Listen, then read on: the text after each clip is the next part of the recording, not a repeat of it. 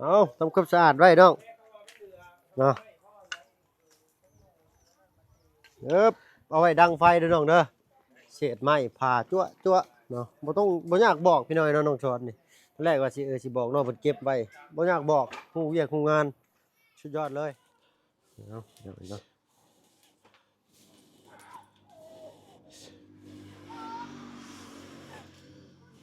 ย่านเดียบโทษควันอุลุกุคั่วบ้านพี่น้อยเนาะผู้สาวสิมากินปลานำแม่นบ่หยอกซื่อหยอกซื่อเนาะยิ้มกุ้มกิ่ม จับสาว มีรับลมคมในนะนี่จักผู้สาวผู้ใดสิมากิน แล้วจังเอาขึ้นไปซ่อนไว้ถึงเฮือนพอได้ใส่บรรณาเอาไว้ตรงน้ำตรงน้ำเนาะไปเฮ็ดอันนี้ฮะไปเฮ็ดให้ เฮ็ดเอง อ๋อพอหนุ่มคนนี้ไม่ธรรมดาเลยนะเนี่ยกระมังจะใส่นี่ให้กันสิบ่นี่ใส่กระมังน่ะเสื้อผ้าตัวเดียวก็ตามแต่ต้องใส่เนาะมันบ่งามสาวเห็นนี่เว้ยแตกผู้เนาะเขาเฮ็ดมันสะอาดงามตากะเพื่อนยังไก่แคมทางซ้ำเนาะเพิ่นเฮงมักเฮงอันนั้นแหละผู้สาวก็ได้พี่น้องเนาะลูกติ่งงามบ้านหนองซอนเนาะไปเห็ดราวบันไดเนาะทางป่าลุง FC คอมเมนต์มาหลายอยากให้ทั้งทีมงานเฮาเนาะสรรสร้างบันไดใหม่ให้น้องเพิ่นมีเงินงามก็ต้องมีบันไดงามน้องเนาะ ธรรมดาแหละเนาะพี่น้องเนาะทางจันทร์จะตัดสันให้เรียบร้อยเด้อพี่น้องเนาะติดตามรับชมนำกันอีกต่อไปว่าบ้านน้องซ้อน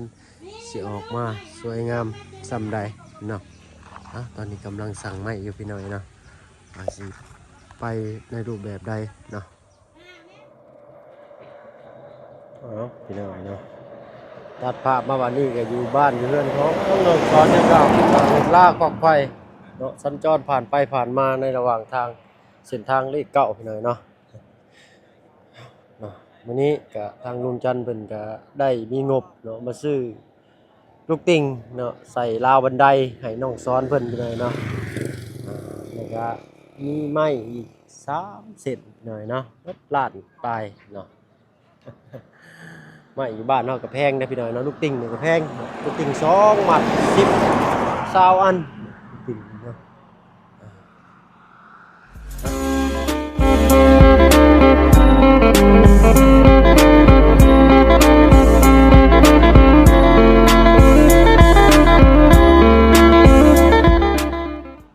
ทักทายสบายดีพ่อแม่พี่น้องหมู่เพื่อนกันเบิดสุคนเนาะบ่ว่าฝั่งไทยฝั่งลาวหรือก็ทั้งฝั่งต่างประเทศก็ยินดีต้อนรับเข้าสู่ช่อง YouTube บ่เพิ่นเคยหลายคือเก่าเนาะมื้อนี้เนาะก็ได้มาเติมข้าวเติมของเข้าเพื่อนน้องซ้อนเพิ่นพี่หน่อยเนาะโอ้ประมาณก็มาจากทางลุงจันทร์พี่หน่อยเนาะทางผู้ใหญ่ใจดีทางลุงจันทร์เป็นสะพานบุญให้เนาะที่ว่ามาทางใดก็ตามแต่พี่หน่อยเนาะก็ดีมุกดีใจนำน้องซ้อนเพิ่นหลายพี่หน่อยเนาะ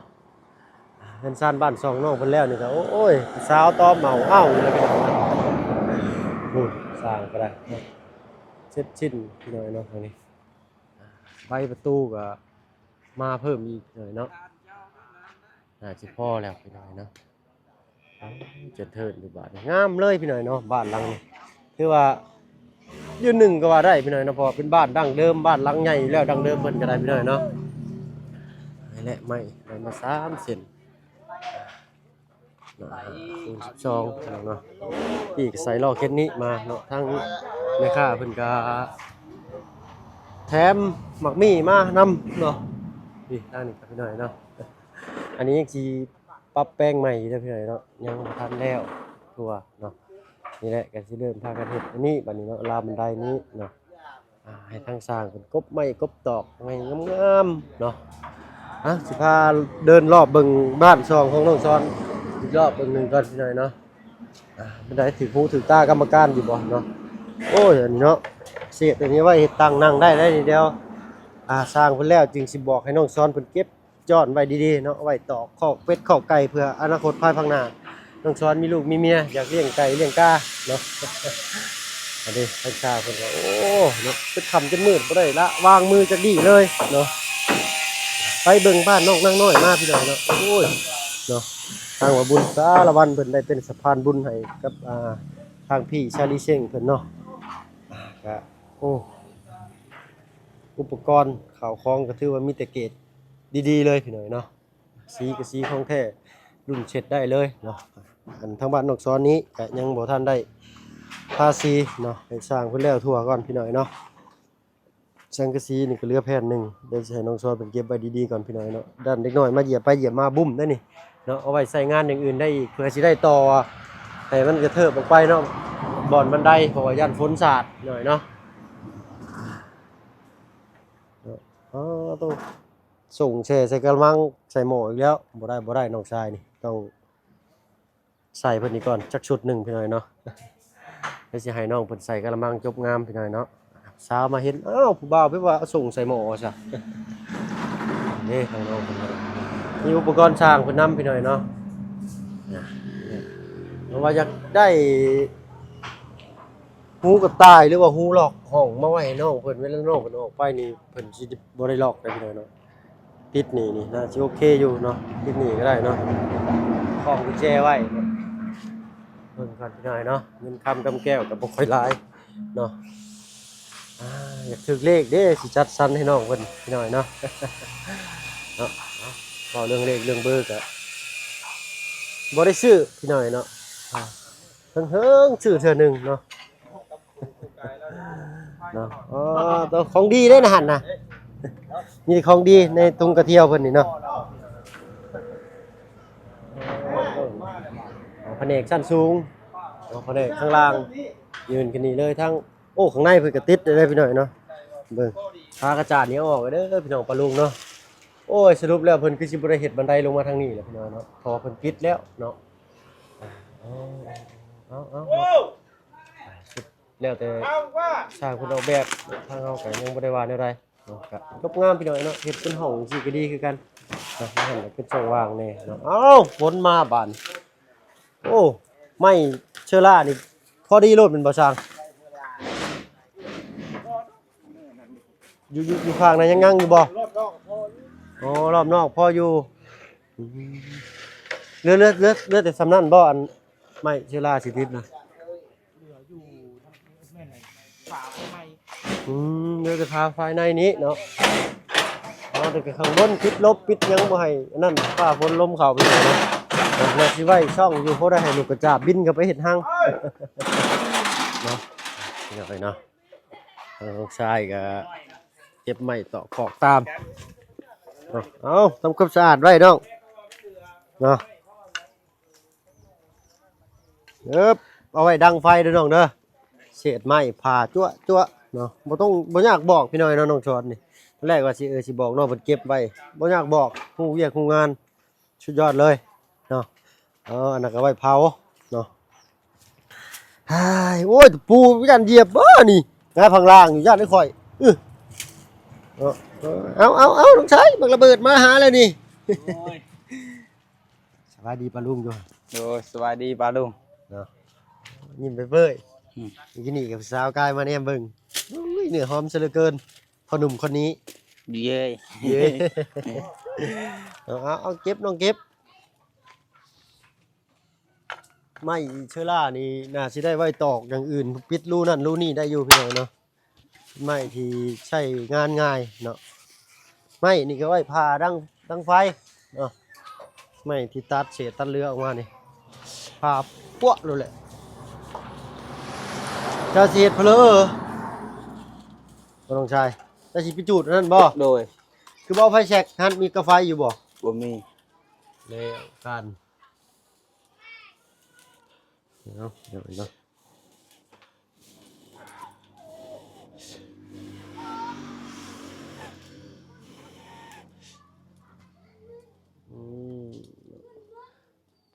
พากระจาดเก่าก็เก็บไว้เป็นที่เป็นทางให้เรียบร้อย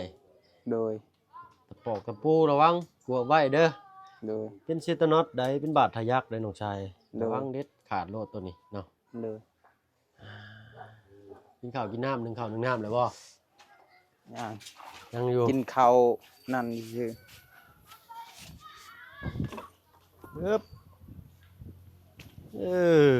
สั้นแต่ว่า เนาะไม่เก็บไว้ทิ้งไว้มีกระปูนย่านเหยียบโทษควันอุลุกุคั่วบานพี่น้อยเนาะไหนนี่คือได้ยินข่าวว่าผู้สาวสิมากินปลานำแม่นบ่ หยอกซื่อ หยอกซื่อๆเนาะ อืม ยิ้มกุ้มกิ่ม จับสาว มีรับลม ได้สิ คมใน มากิน นะเนี่ย จากผู้สาวผู้ใดสิมากิน อ้าวน้องพา ลายปานนี้ เว้า เอาม่อน เว้า ซื่ แซ อ วน้องบ่ได้ซื่อเด้อพี่น้องเอ้ยเนาะปึ๊บเอาฝนสิตกเด้อน้องชายจี้ใช้ไว้ โอ้ยอย่าตกนะฝนเอ้ย เห็นฝนตกแล้วเดี๋ยวปักปุ่มสุ่มเย็นเนาะพันนนกุ้วพอดีแหละยามมื้อแรงอูดยุงไปในตู้เลยพี่น้อยเนาะอ๋อตัวตะปูได้หั่นเกือบในก้นนั่นลุกขึ้นเบิ่งไงโอ้โก้ยเข้าหั่นน่ะสะอื้นอึกอยู่แล้ว เศษไม้อันนี้บ่ต้องเผาก็ได้น้อง โดย ไว้ผ่าดังไฟไว้อ้อย เผา ไฟ เจีย หึ เจียนี่ เจี้ย อืมละเมียน ระวังเหยียบตะปูเด้อพวกหล่าเด้อ แล่น เอ้ ใส่ ยแล่นบ่ย่านตะปูแท้นี่เนาะช่วยเขาหั่นมันย่านเด้อข่อยไม่กวาดน้องเพิ่นก็มีอยู่พี่น้อยเนาะโอ้ยเสียดายแต่ไฟนี่แหละนี่เนาะจะได้ดีเรื่องฟืนไฟเนาะเอาว่าคุณสารวัตรเพิ่นโทรไต่โทรนำอยู่พี่น้อยเนาะยังบ่มีมิเตอร์ไฟ โดย เนาะเริ่มหมอแป้งไฟหั่นแหละเนาะก็เลยยังบ่ทันมาเนาะเอาปุ๊บทิ่มผึกใช่หั่นนะลูกบุญโน่นนี่ตะแป้งตะปูทั้งตู้พ่อเพิ่นก็พยายามเก็บตลอดได้อพี่น้อยเนาะเศษตะปูยันรถทีมงานเข้ามาแล้วเหยียบหรือว่ายันเด็กน้อยเหยียบยันเจ้าของเองนี่แหละเหยียบเนาะยิ้มเปื่อยบัดมือแฮะบัดนี้เนาะ มีม่วนซื่อ เนาะทางลุงจันทร์มาแจ้งข่าวดียังเจ้าน้องกินนี่ ข่าวดีที่เขามาเฮ็ด มันได้บ่ บันไดเฮือน มีลูกติ่งชาวอันเนาะ โดย แล้วก็ไม้3เซนโอ้เบิดล้านปลายพุ่นเด้อพี่น้อยเนาะ ล้านปลาย ลูกบึนๆบาดต้นกล้วยนี่คือสิเหี่ยวเซาเงาซอยว้อยโลดบาดนี่เอ้ยยืมเก็บไว้หั่นก่อนก็ได้เนาะโอ้ยคักๆพอหนุ่มคนนี้ยอดจริงๆแล้วกันแล้วนี่เนาะว่าสิให้ชุมอ้ายมานอนนำจักหน่อยว่าผู้เช้ามาชุมอ้ายก็บ่กล้าเข้ามาแล้วนี่เนาะ ยิ้มเปื่อยเราก็ได้เนาะโอ้ยดีใจหลายจังเลยเนาะ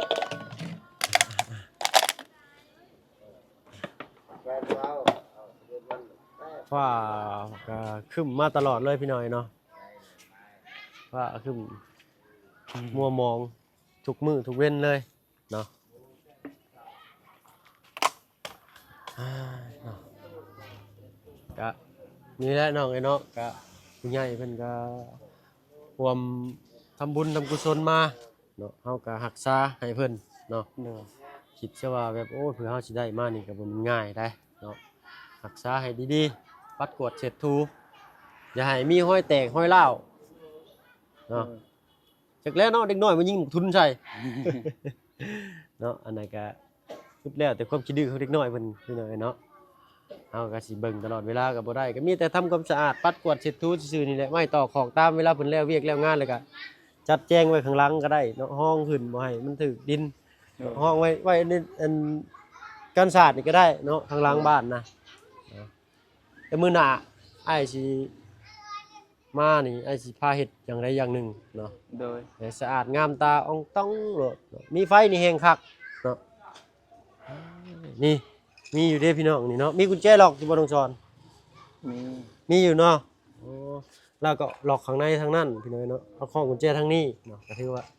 มีแล้วเนาะ แต่ที่จริงก็อยากให้มันมีสัก2บอนเนาะเพราะว่าจะได้สะดวกสบายเนาะน้องชาย โดย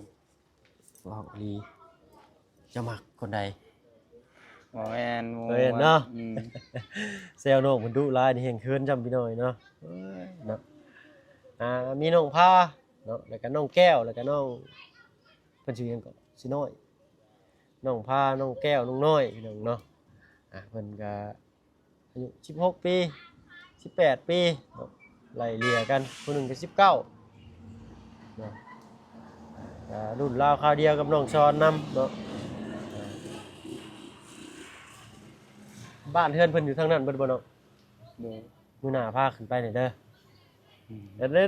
อๆๆๆๆ บ่กล้าดอก บ่กล้าบ่ อืม อ้าวสิเป็นหยังเผื่อจะมีแนวของฝากของต้อนเนาะ ถ่ายคลิปก็ไปยืนเขาไปเขาหายเลย เพิ่นสิให้บ่ อืม เพิ่น บ่ได้ ให้ หาย เนาะ แต่เฮานี่บ่กล้า บ่กล้าเนาะปัจจิบ่กล้าเนาะสมมุติเฮามีของอยู่ของกินเอ้าเนาะเหลืออยู่เหลือกินแล้วพอกินอิ่มจำได้จำหนึง สิมี หิว หยังเฮานะ หิวจะทุงต้องแต่งไปฝากน้องเพิ่นเนาะก็ถือว่าเป็นน้ำใจจากหมู่คู่ก็แล้วกันบ่ต้องคิดแต่ผู้เสียดผู้สาวเนาะ โดย ให้เบิ่งไปดนๆก่อนทางผู้ใหญ่เพิ่นคอมเมนต์มาว่าให้เบิ่งกันไปดนๆเนาะว่าเพิ่นสิเข้ามาในรูปแบบใดให้คิดเบิ่งตอนเฮาบ่มีก็บ่มีคนเข้ามาเพิ่นว่าสินะพี่น้องเอ้ยเนาะเอาอันนี้ก็เป็นข้อคิดดีๆข้อหนึงพี่น้องเอ้ยเนาะทุกคนแหละเวลาเฮาคบหาดูใจกันก็ต้องใช้เวลาเนาะอุปนิสัย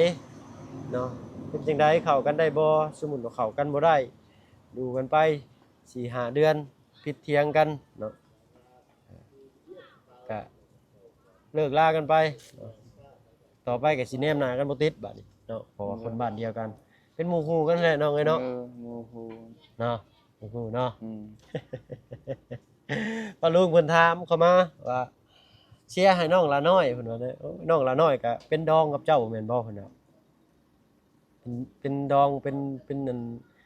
เป็นจักเพิ่นเอิ้นได้พี่น้อยนะเป็นดองกันนั่นแหละเนาะญาติห่างๆเพิ่นเอากันจังซี่นะหรือว่าผู้สร้างผู้ชมกันจังซี่เนาะ อืม ทางพ่อน้องละน้อยได้เว้าเองว่าเป็นดองกันแล้วว่าเนาะน้องละน้อยก็ขยันเนาะอัธยาศัยดีเว้าจาเป็นผู้ใหญ่มีอันมีอุ้ยแตกตุ่มโลดอุ้มหยังน่ะแตกแท้น้องชอนอ๋อตุบโลดมันยังดีเนาะย่านได้ข่อย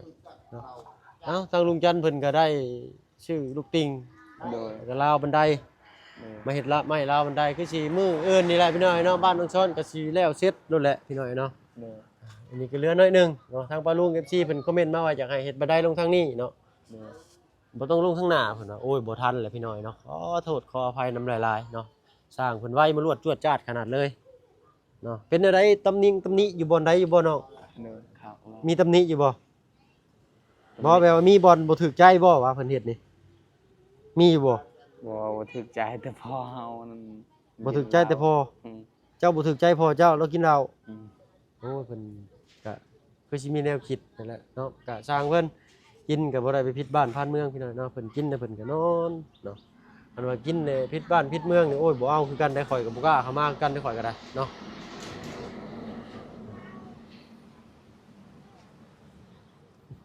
เพิ่นก็กินข้าวกินน้ำอยู่บ่น้องชาย ติดนี่คือกัน กินอยู่เนาะไปย่างมาทะเบิงทางนี้ดูน้องชายเนาะระวังเหยียบตะปูตะแป้งได้เป็นเซตานอสบาดทะยักนี่อันตรายขนาดเลยโอ้ยยันเตะได้นี่ไปใช่ทางนั้น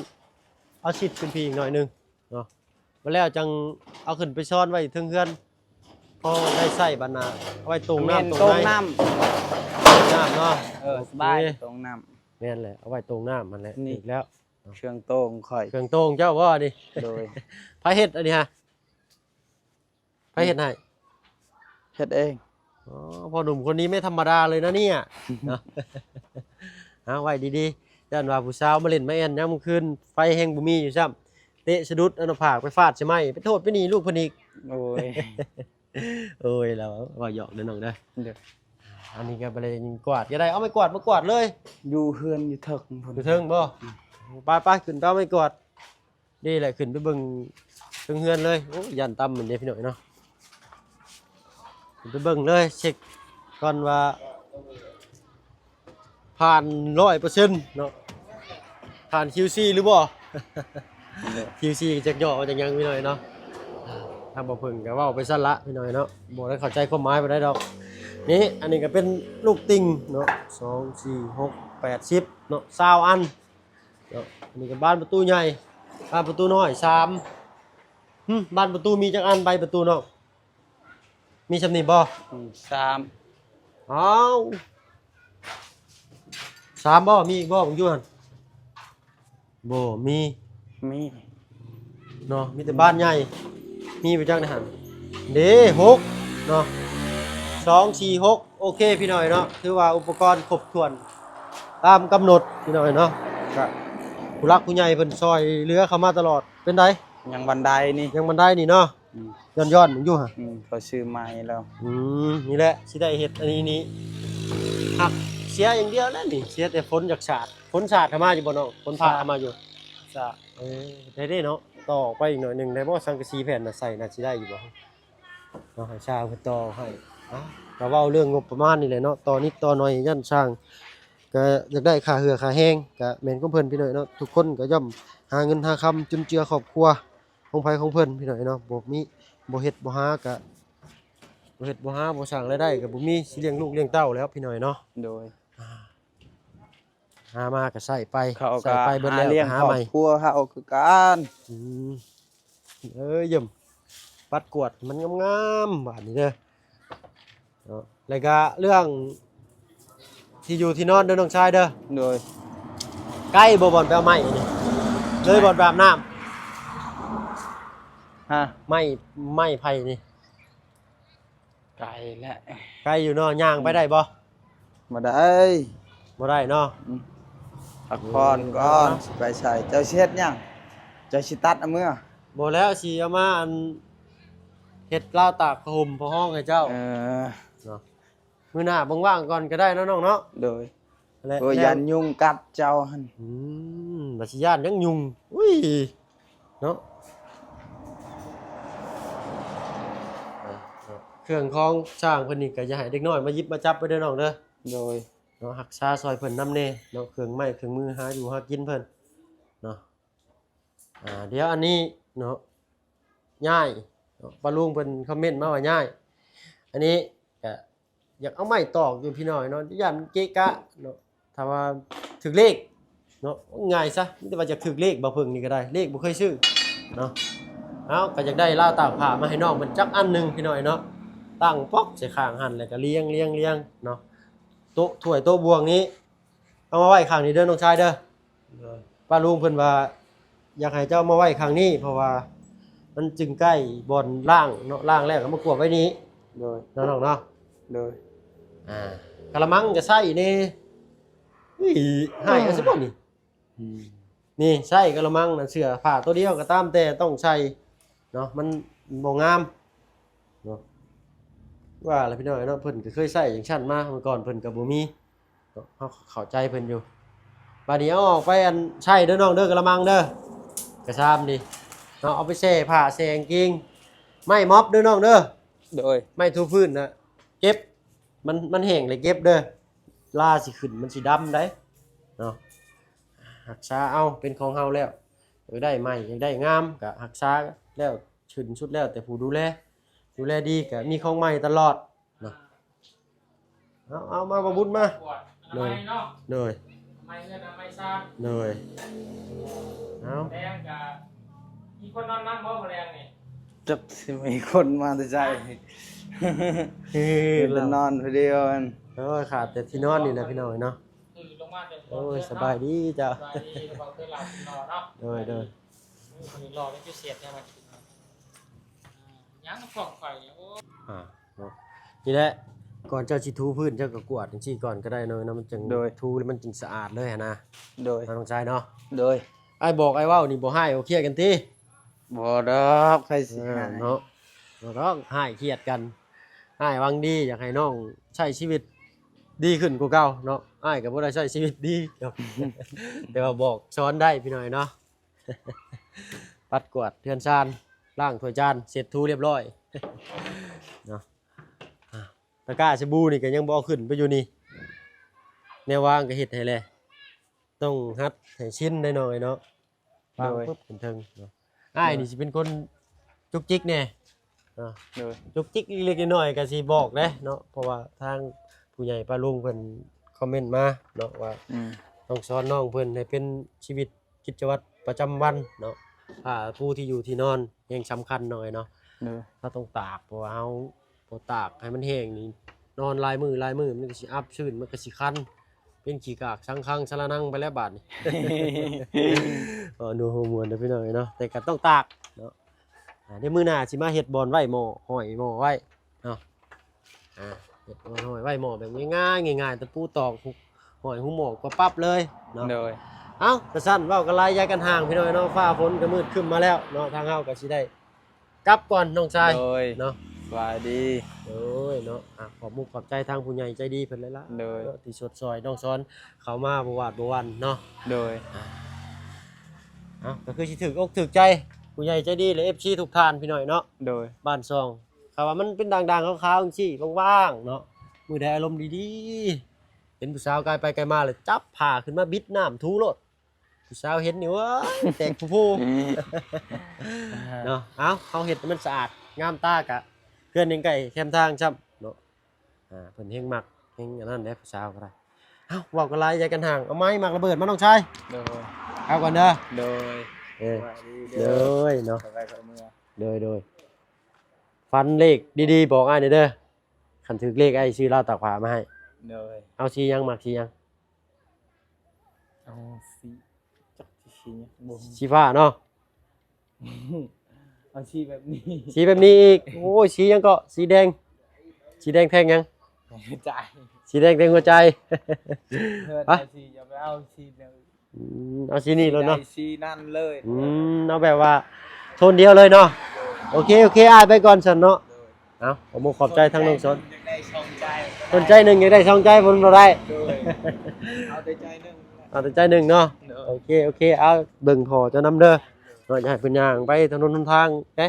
ข้าวน้ำกันหนึ่งแล้วก็เก็บหม้อแห้งแต่กระโปะดีๆเอาพี่น้อยเนาะบ่าวเพิ่งก็สิเป็นคนเว้าจุกจิกแน่ก็ขอโทษขออภัยก็อยากให้น้องเพิ่นเฮ็ดให้เป็นชีวิตประจำวันเนาะจะได้ชินนะเนาะใช้ชีวิตแบบว่าสะอาดเรียบร้อยตื่นเช้ามาก็เอ้าเนาะสำหรับคลิปนี้ขอลาลงแล้วพี่น้อยเนาะพบกันคลิปหน้าเอาเป็นว่าสบายดีเนาะบ่แม่นเพิ่นมาหาอันบ่แม่นเพิ่นมาหาน้องซ้อนบ่น่ะโตพี่น้อยเนาะพูนแซวๆเนาะเอิบเฮ็ดสำเร็จอีหล่าเฮ็ดยืม ห้องแซวๆเนาะเนาะมาจ้าได้บทสุภาพก็ขอโทษขออภัยพี่น้อยเนาะว่าเพิ่นเป็นคนมักขี้เล่นตลกแน่น้อยหนึง เอาเป็นว่าสบายดีจ้ะ